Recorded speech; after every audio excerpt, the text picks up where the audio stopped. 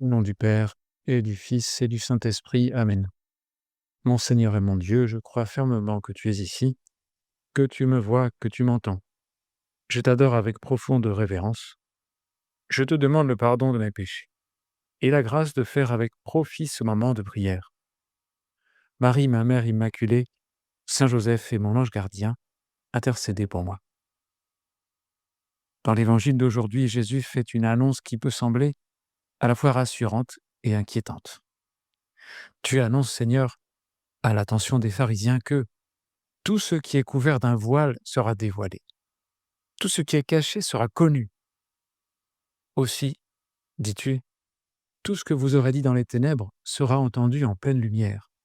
Ce que vous aurez dit à l'oreille, dans le fond de la maison, sera proclamé sur les toits. Seigneur, tu dis cela aux pharisiens qui étaient hypocrites, qui tramaient des choses et te tendaient des pièges. Tu leur dis tout va se savoir. Et nous connaissons cette vérité sur le jugement dernier. Le catéchisme nous dit que ce jour-là, seront mis en lumière la conduite de chacun et le secret des cœurs.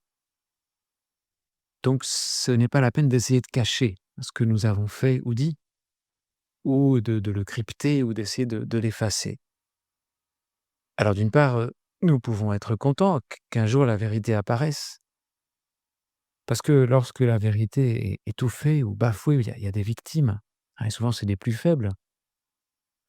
Benoît XVI disait que une partie de l'espérance humaine, c'est qu'il y aura un jugement qui vient de Dieu. Un jour la justice sera faite et tout le monde est attaché, à cela dans son cœur. On aimerait bien que les choses soient rétablies. Donc c'est plutôt, rassurant de savoir ça.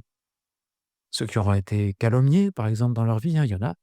Il y a des chrétiens qui ont été, accusés à tort, bah, ils seront rétablis dans leur dignité, comme tu dis, Seigneur. Et dans le jugement, il y aura aussi beaucoup de surprises. Tu nous as prévenus, hein, beaucoup de premiers aujourd'hui, hein, que ce soit dans le monde, dans la politique, même dans l'Église, peut-être seront derniers. Et beaucoup de derniers seront premiers.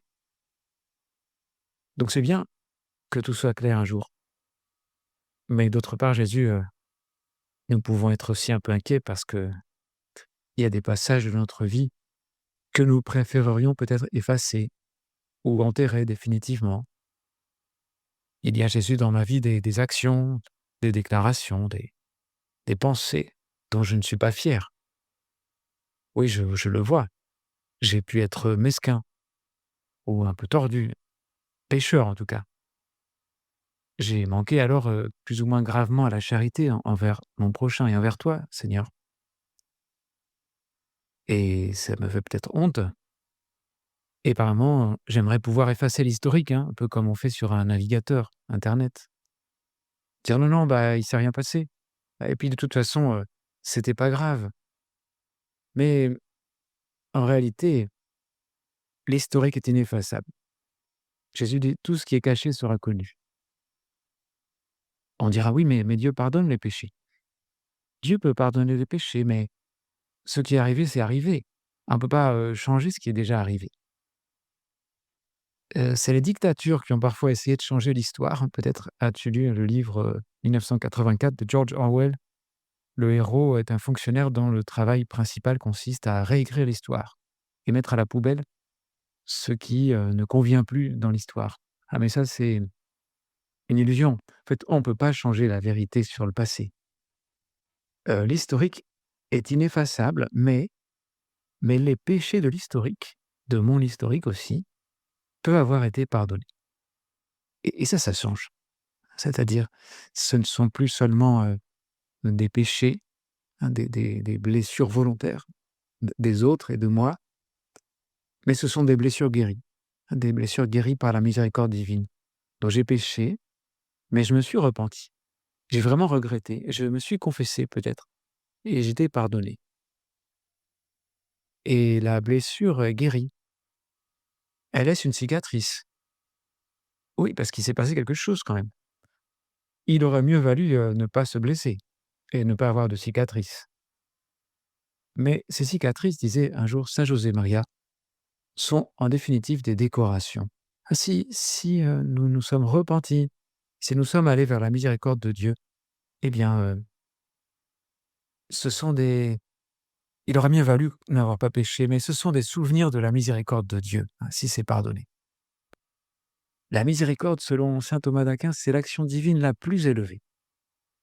La plus grande œuvre de Dieu, ce n'est pas la création à partir de rien, hein, qui pourtant est inimaginable, enfin, d'une puissance infinie.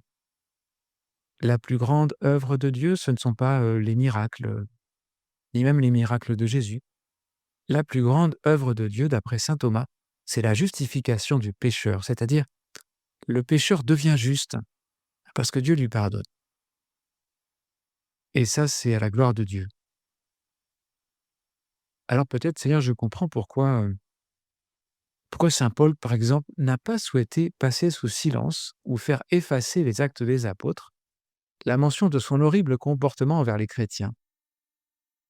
Il est bien écrit, hein, et tout le monde le lit maintenant, que Saul était animé d'une rage meurtrière contre les disciples du Seigneur. Saint Paul ne fait pas non plus de mystère de ses combats et de ses faiblesses. Il parle d'un aiguillon dans sa chair, et il dit même que que je mettrai plutôt ma fierté dans mes faiblesses, afin que la puissance du Christ fasse en moi sa demeure. Donc c'est la même idée, c'est plus important l'action de Dieu que ma petitesse. Il ne faut pas pécher, hein, mais si j'ai péché, la miséricorde de Dieu est plus grande que ma faiblesse, hein. Dieu est plus grand que notre cœur. Et il y a beaucoup d'exemples, hein, saint Pierre n'a pas empêché Marc, de raconter dans son évangile le triple reniement dont il n'était pas fier. Et puis voilà, Paul, Pierre, beaucoup de saints ont préféré au contraire que soit raconté leur péché, hein, pas dans le détail, hein, pour pas que ce soit des tentations, mais saint Augustin aussi, il a préféré dire ce qu'il avait fait à tout le monde, hein, dans les confessions, et que la puissance de Dieu soit révélée, la puissance de Dieu révélée dans sa miséricorde et dans sa conduite de l'histoire humaine. C'est-à-dire, toi, Seigneur, tu arrives à conduire l'histoire malgré le mal, hein, malgré mes péchés. Alors oui, tout ce qui est voilé sera dévoilé, tout ce qui est caché sera connu. Ça peut nous aider aussi aujourd'hui à être honnête, à être droit, à ne pas mentir.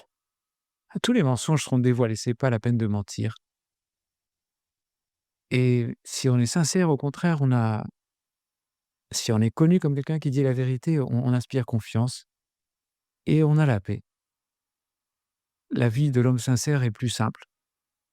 La vérité a un cœur tranquille, disait Shakespeare. C'est le menteur qui n'est pas en paix. Mais celui qui dit la vérité, même au prix d'inconvénients, a un cœur tranquille. Que je sois droit, Seigneur. Dans le monde scolaire, on voit parfois des élèves qui sont problématiques sur le plan de la discipline notamment.